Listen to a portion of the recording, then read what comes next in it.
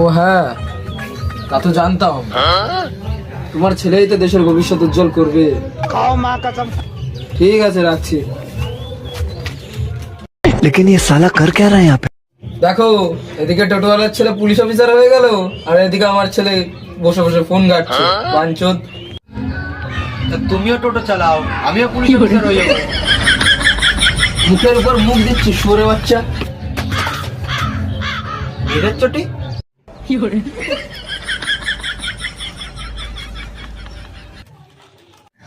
তাও তুমি মেরে চটি পারো নাকি? বোকাচোদা, আমার ভুলটা না দেখে নিজের ভুলটা তো দেখ। কতদিন বাবার পেছন, না মানে বাবাটায় কতদিন আর খাবি। এই তো সবে পড়াশোনাটা কমপ্লিট করলাম, কিছুদিন পর একটা ছোটখাটো চাকরি নিয়ে নেবো। আজ ওরা বাস নিবি, নিয়ে আসবো। বোকাচোদা ছেলে আমার চাকরি নেবে। তোমার কি মনে হয় আমি কিছু করি না? সেটাকে বললো, এমনিতে হাতের কাজ সবাই করে।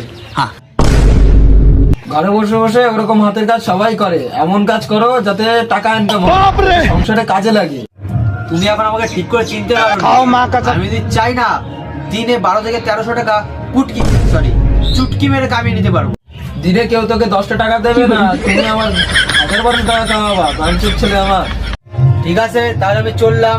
দিনে আমি 10 টাকা থেকে বেশি ইনকাম করে দেখাবো।